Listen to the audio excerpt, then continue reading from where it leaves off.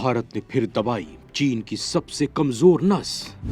भारत ने फिर कर डाली चीन पर डिजिटल स्ट्राइक।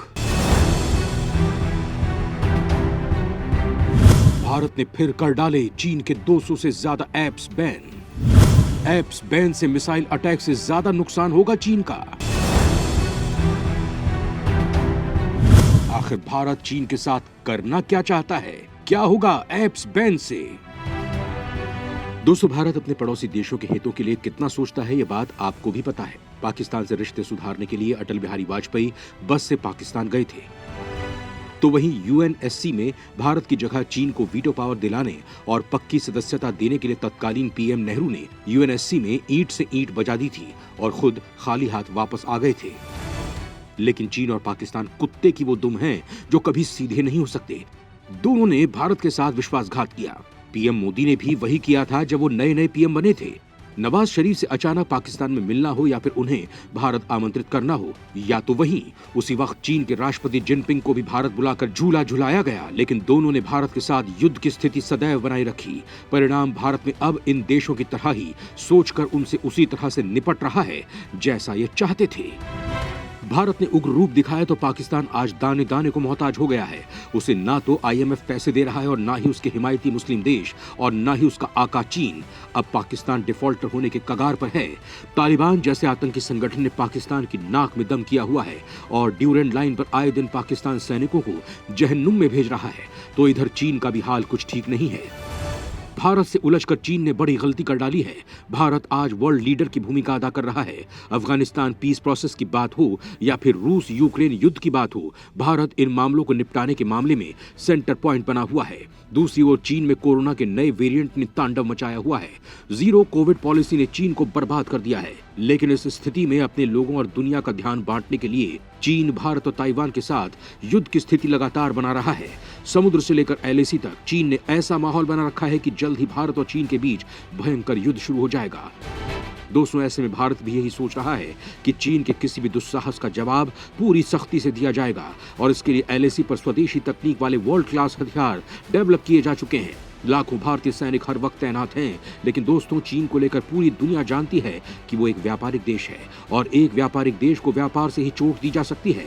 आपने फिल्मों में देखा होगा कि एक नायक की जान एक तोते में रहती है, उसी तरह से चीन की भी अपनी कमजोरियां हैं। दोस्तों, भारत अब चीन की इस कमजोरी को पहचान गया है और यही कारण है कि भारत में मौजूद चीन के सामानों को एक एक करके बैन कर रहा है।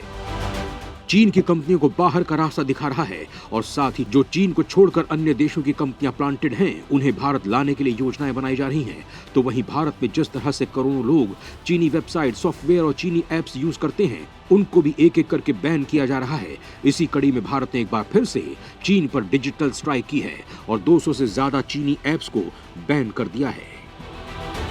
ऐसे में चीन का बौखलाना लाजमी है और वो बौखलाएगा भी।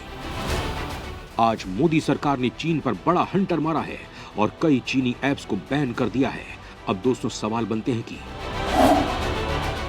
भारत चीन के बनाए इन ऐप्स को बैन क्यों कर रहा है? क्या होगा इससे? भारत के द्वारा चीनी ऐप्स को बैन कर देने के बाद चीन का क्या नुकसान होगा? क्या भारत चीन के सारे ऐप्स को एक साथ ही बैन नहीं कर सकता है? चीनी ऐप्स बैन के बाद क्या एलएसी पर मौजूद अपने सैनिकों को चीन पीछे कर लेगा? भारत में चीनी ऐप से चीन कितने पैसे कमाता है? बैन होने से उसे कितना नुकसान होगा? हर एक ऐप से चीन भारतीयों का डेटा किस तरह से चोरी कर रहा है और चीन उसका क्या करेगा?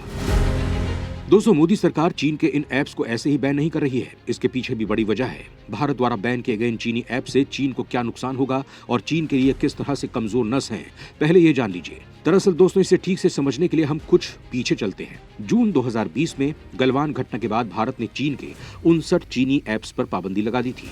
इस बैन से चीन बुरी तरह से हिल गया है। इन चीनी ऐप्स में TikTok, Helo, SHAREit, Bigo Live, CamScanner, UC News, WeChat, BeautyPlus जैसे ऐप्स शामिल थे। यहाँ पर इनका उदाहरण देने का मतलब यह है कि उस समय अमेरिका भी टिकटॉक पर बैन लगाने से पहले 100 बार सोच रहा था और भारत ने एक झटके में इन ऐप्स का पत्ता साफ कर दिया। अब चीन को इससे हाई वोल्टेज का झटका लगा। ये ऐप लगातार भारत के खिलाफ दुष्प्रचार कर रहे थे, साथ ही भारत की जासूसी भी कर रहे थे, साथ ही ये करोड़ों भारतीयों का डेटा भी लीक कर रहे थे। अब भारत के इस कदम से चीन को कितना बड़ा फटका लगा कि उसने अपने कुछ सैनिकों को तो तुरंत ही मोर्चे से हटा लिया था। भारत में चीनी ऐप्स कमाती हैं लाखों करोड़ों में। आप ये जानकर हैरान रह जाएंगे कि चीन को पूरे 2019 वित्त वर्ष में सिर्फ टिकटॉक कंपनी से करीब 720 करोड़ रुपए की कमाई हुई थी।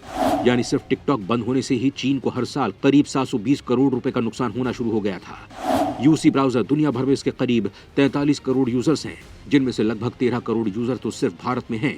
इसकी कमाई भी टिकटॉक के इक्वल ही थी। 2020 में टिकटॉक हेलो जैसे चीनी ऐप बैन होने से कंपनी को करीब 45,000 करोड़ रुपए का नुकसान हुआ, जो काफी बड़ा है।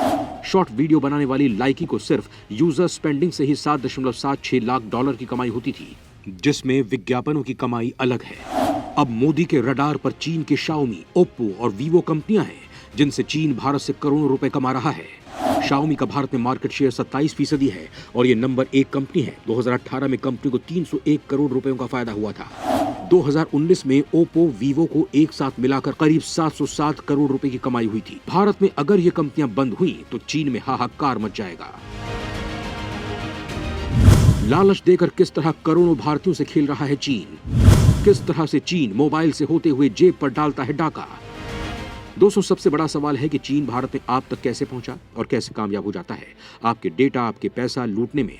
दोस्तों, एग्जाम्पल के तौर पर यह समझिए कि जब आप अपने मोबाइल में चीनी ऐप्स को इंस्टॉल करते हैं तो उसको इस्तेमाल करने के लिए आपसे 45% से ज्यादा फोन के परमिशन ले लिए जाते हैं, जो कैमरा, माइक्रोफोन वगैरह से जुड़े हुए होते हैं। अब आप इन्हें परमिशन दे देते हैं तो जरूरत पड़ने पर इन ऐप्स का इस्तेमाल करके आपकी निजी जानकारी बड़ी ही आसानी से हासिल की जा सकेगी। खास बात तो यह है कि इससे आपके हर एक मूवमेंट पर चीनी खुफिया तरीके से निगरानी रख सकता है, जो हर किसी के लिए घातक साबित हो सकती है। यानी चीन आपसे न केवल जानकारी ले रहा है, पैसे भी ले रहा है, बल्कि आपके माइंड को सेट भी कर रहा है अपनी बाकी कंपनियों में इंटरेस्ट बढ़ाने के लिए। लेकिन भारत अब चीन की इस चाल में नहीं फंसने वाला। चीन एक व्यापारिक देश है।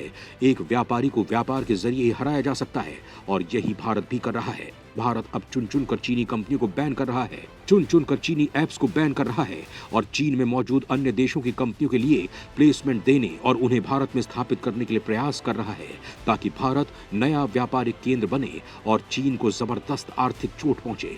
खैर दोस्तों, कमेंट करके बताइएगा कि जिस तरह से मोदी सरकार चीन को जवाब देने के लिए प्रयास कर रही है, आप इसे कितना सही मानते हैं। जानकारी अच्छी लगी हो तो वीडियो पर लाइक और इसे शेयर जरूर करिएगा।